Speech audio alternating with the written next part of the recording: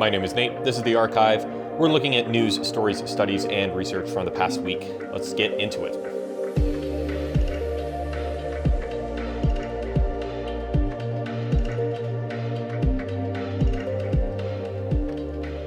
Thanks for tuning in this week. I apologize for missing last week. A couple of things came up and I wasn't really prepared to give anything out.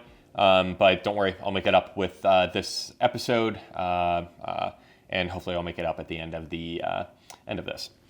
Well, this isn't the past week. I thought it's still kind of important to talk about. If you've been on the internet for the past couple of weeks, looked at the news, one of the biggest news stories was the killing of Alex Pretti. So who is Alex Pretti? He was a 37-year-old ICU nurse. He was attending multiple anti-ICE protests in Minnesota. Whenever ICE would be out and around, he would be there. There are multiple videos of his appearances. 11 days prior to his death, there was an earlier altercation with him with ICE agents. He was spitting at them, kicking and breaking the ICE car's tailgate light. And eventually he was tackled to the ground before getting free. Again, this is 11 days prior to his death. On the day of his death, he was apprehended by multiple ICE agents. He had some items removed from his hands. He was yelled at for having a gun. He was considered a threat for having a gun. And the ICE agents had shot and killed him. It's, a very, very gruesome video. I don't recommend watching it, for multiple reasons. But again, kind of a tragic situation that happened. But kind of not really segueing from this, but what's important to look at is, okay, how did people respond? How did people respond to this? The White House had a lot of key responses for this. Kristi Noem, she's part of DHS. She's leading that Department of Government. She was saying that Pretti had impeded law enforcement officers and attacked them. Stephen Miller, the Deputy Chief of Staff, called Pretti an assassin. Greg Bovino, the head of Border Patrol, he said that Pretti was approaching law enforcement with a weapon, that Pretti violently resisted, and that Pretti wanted to do maximum damage and massacre law enforcement. And additionally, Kash Patel, part of the FBI, kind of unrelated to the scenario compared to the three other people, he commented just kind of broadly saying that you cannot bring a firearm loaded with multiple magazines to any sort of protest you want. It's that simple. There were other responses. There's a lot of different aftermath that came as a result of this. Republicans very obviously have been blaming Democrats for the escalation of tensions and the stoking of very violent language that leads to more of these incidents occurring, as well as accusing them of insurrection. I know that there's been kind of flag waving or banner waving of, Trump might invoke the Insurrection Act or something along those lines. But that's where a lot of that kind of dialogue is coming from. Minnesota Democrats, they very obviously want ICE out after the numerous missteps that they've had, both with Pretti and with Renee Good, and also with killing of someone else. I didn't have their name, so I'll apologize on that front, but they think that ICE has very obviously botched every single operation that they've been in, made the communities in Minnesota completely unsafe, and, they just want them out. Interestingly, gun rights-aligned people have been pushing back on the idea that Pretti was unlawfully carrying just because he brought a gun to a protest. The NRA actually made a post about that, which is, pretty interesting. This is in response to, the Kash Patel or similar kind of people saying that, oh, you can't bring a gun to a protest. That's illegal. Eventually, because of the the notoriety of this case, how quickly it just kind of broke out. Trump immediately responds and he pulls Greg Bovino from his position and actually has Tom Homan, the border czar, take over his Bovino's responsibilities. And one of those actions was the pullback of some of the ICE agents. I think around 700 out of the 700 ICE agents out of Minnesota. I think 2,000 remain there now. Minnesota Democrats want the rest of them out. But again, that was a significant change, as well as people wanting to impeach Kristi Noem for obviously the rhetoric and the lack of leadership or the poor leadership on her part. The ICE agents who had killed Pretti were identified. I think that was in a ProPublica report. I can't remember. Those two were placed on administrative leave. Kristi Noem actually did put out what's it? Not a memo, but a tweet indicating that, oh, all these agents are going to have body cameras going forward, which begs the question, why weren't they in the first place? They want to aim to have them all nationwide for a lot of these operations. So, I think body cameras are a really good thing for transparency's sake, so long as those get released appropriately. And then Democrats as a whole, congressional Democrats, with the looming government shutdown and the question of DHS funding, Democrats have some conditions or criteria that they want to meet in order to pass any kind of DHS funding. And this includes ICE agents needing to have appropriate warrants to conduct searches. The ICE agents cannot wear masks when out in the field. They need to have proper identification, and they need to have a reasonable force policy. There's a list of 10 items. I've only listed a couple of here because those are, at least the ones that I've mentioned seem to be like the most reasonable items. So that's kind of what we're looking at for the aftermath. Again, this is such a nationwide, like massive shock, I think just about to everyone. And what you're looking at this every single time, like it's a very, very tragic killing every single time. Like, I don't think that the situation always necessarily begs lethal killing. And the immediate rush to judgment by White House and White House officials, I think that is very, very rash. Without any kind of proper investigation. You didn't even have your federal people come in and conduct an investigation. There should be both state and local, if not like conjoined, like a joint investigation into these matters, what led up to it, and what the final consensus is. That has to happen. Doesn't matter how long it's going to take, but it needs to happen. We cannot just keep rushing to judgment with regards to every single one of these killings. Especially when, you're making a rush to judgment based on the available evidence, and the available evidence, what most people would think, goes very much against that perceived perception of the situation. So, we'll see what happens there. Again, very tragic. I don't think that Pretti should have been shot and killed. I don't think that Renee Good should have been shot and killed. I don't think that other guy should have been shot and killed. I think that there is, at least to the Republicans' benefit, kind of. It's reasonable that the escalation of violent rhetoric leads to violent actions being taken. If you think that ICE agents are all going to be terrorists, then, man, it's probably a good thing that you're like trying to stop them at every single turn, but that leads to more violent interactions and probably a lot more deaths. Conversely, this is the same on the Republican side when they escalate a lot of tensions and call, oh my gosh, these child rapists and pedophile and murderous, like illegal immigrants, they all need to go. I think that does lead to an escalation of tensions and leads to a lot more violence occurring. At the end of the day, like, people just need to calm down, like chill out a little bit. They don't need to like live in this world of, we don't need to be governed by this world of hyperbole all the time. I think that the ICE operations, at least these very public ones, have been questionable at best and do require the proper investigations to occur. I think, ICE agents, federal agents, government officials, they need to be held to a very, very high degree of scrutiny. They are put in these positions of power, and we give them the authority to use legal force to conduct certain operations or do certain things. In that case, like, they need to be on top of it. They cannot just do anything on a whim. There needs to be like proper policy in place. Again, I'm not in any of those situations where like a very high stress situation where like a police officer needs to make a life or death decision. But I don't think that takes all the time. I don't think that's every single operation that occurs. I think that, again, it's a difficult thing to balance, but you have the power and you need to be smart about it. You need to be careful about it. You need to be methodical about it. I think with like all the ICE agent stuff, that very much reads as like they're just doing what they want.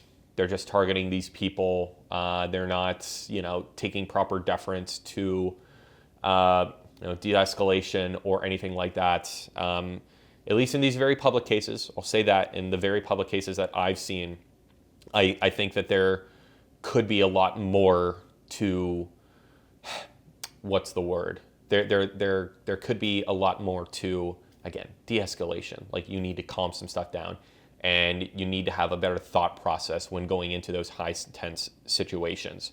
I don't think that we can just grant immediate reprieve whenever an ICE agent does something like incredibly bad and shocking and gruesome. Like, we can't just say, oh, it's always in self-defense, like the instant that it happens. No, a proper investigation needs to take place to determine whether or not it was truly self-defense. Like, stuff takes time, and again, highest levels of scrutiny for people in government because they have the power to do these things that normal citizens are not. So, again, they have to be held to account. They 100% do. All right, moving on to the next thing. This is a smaller topic, but I thought it was interesting, kind of following up from earlier things I've talked about with regards to Trump wanting to lower drug prices. Well, he did. He launched his website called Trump RX. And I mean, of course, he would name it that. This website lists the world's lowest prices on drug prescriptions. And what it does, it's comparing the average drug cost of something in the US versus something in, like, I don't know, Canada or Germany or something like that.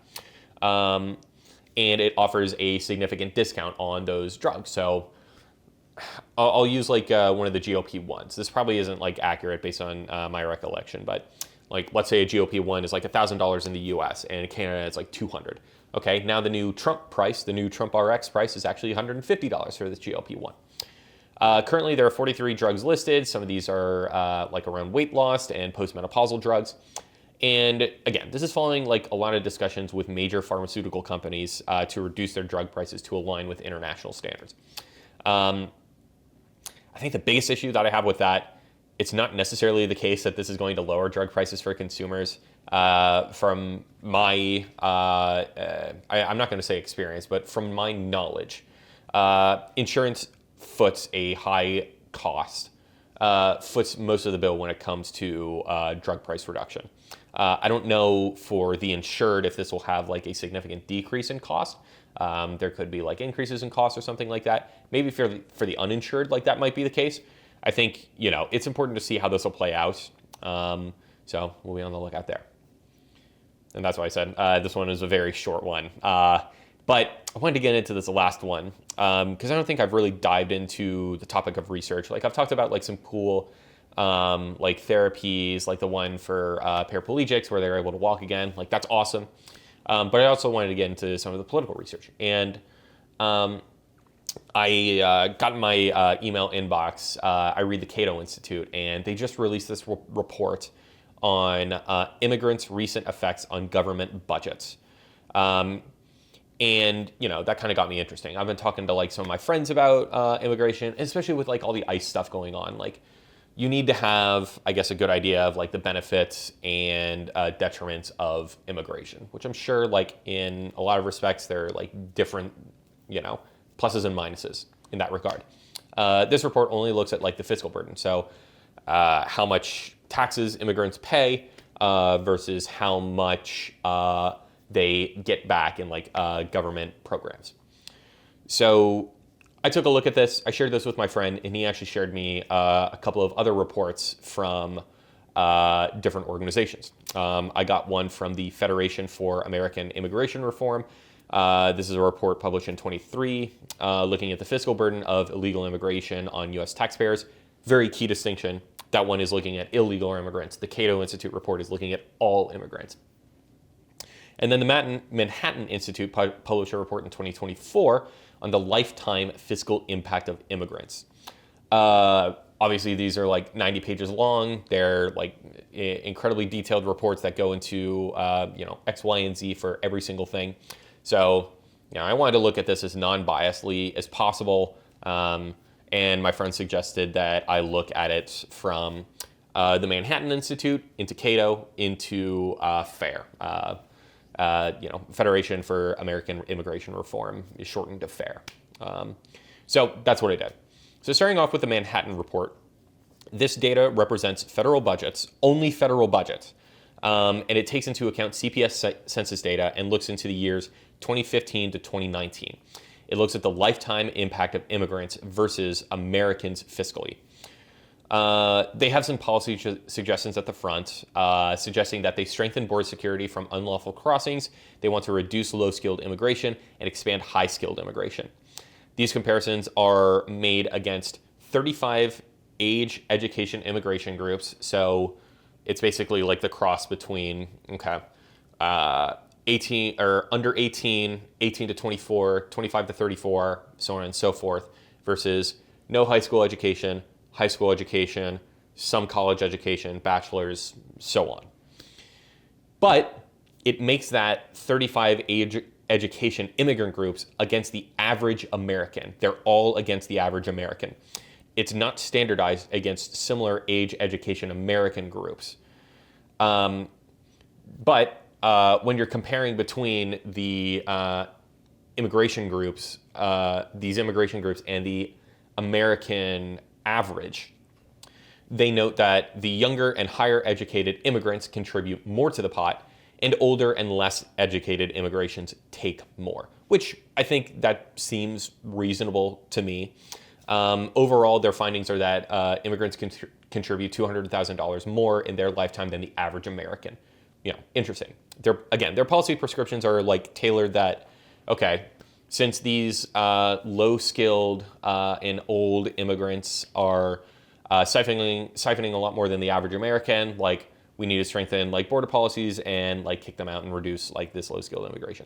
But I really hate that rationale, and I really hate that rationale because you're not comparing the right things. What they should be looking at is, okay, I want to compare the 18 to 24 college-educated immigrants versus the 18 to 24 college-educated Americans. And I want to look in each of those cases like, okay, who's paying more taxes, who's taking in more benefits, that kind of thing. They do not do that. They only look against the average American. I don't think that's fair, and I think their findings are very bunk based on how they decided to run that data. And also, like, they have a very short window. They do explain within the report why they have a very short window of only 5 years for looking at this. But again, I just think that that's the most unfair thing in the world to say that, okay, we should kick out, like, these immigrants that fall below the average U.S. American. But I mean, they shouldn't be compared to the U.S. American. Like, they should be compared to Americans of similar state. Moving on into Cato. So Cato released this report. This is data from federal, state, and local budgets. It's the same CPS census data, but this is spanning 30 years, from 1994 to 2023. What they found: immigrants generate more revenue because they are 12% more likely to be employed than the U.S. born, and they're 20% more likely to be of working age. And the interesting way that they kind of looked at how, immigrants don't take as much is because they're not attributed to the collection of public goods. So immigrants cost less, they do not add to the cost of public goods, which is spending not related to population growth. So the opposite of public goods would be stuff like CHIP, education, Medicare, Medicaid. Pure public goods would be something like the military or like space travel or I think interests on the debt. Just because since you come into this country, you don't have any kind of burden when it comes to the debt. But someone living in this country, like U.S.-born citizen, does. Additionally, immigrants receive lower than average benefits for items like old age benefits and education, largely because they either don't know how to apply for them, they might have certain, they have like less working tenure, so they're not able to apply, or in some cases where it's like the 18 to 24 age range, they're already coming to the U.S. and they're educated, so they're not eating a lot of those I guess like public education costs. And even the immigrants that are coming to do that, they still have to pay off their loans. And the good part about this report, like they'll actually make the comparisons between low-skilled immigrants and low-skilled U.S.-born people in areas like paying taxes and the percentage of time that they work.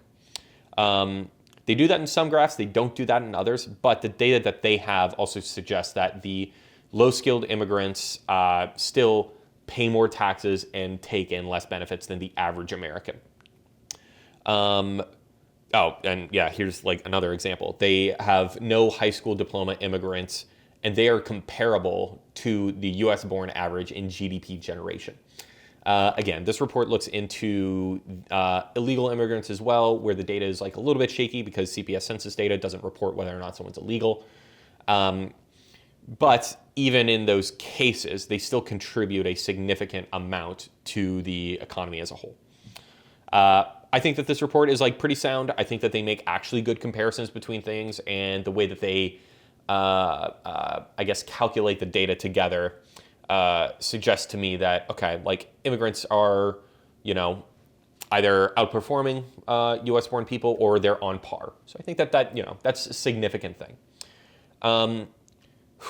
The last report that I have here is the FAIR report. So this one was just brutal for a variety of reasons, and I think they've been called out for this in the past.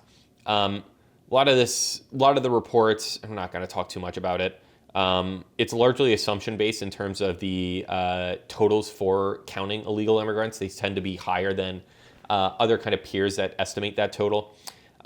They switch how U.S.-born children of illegal immigrants either cost or contribute.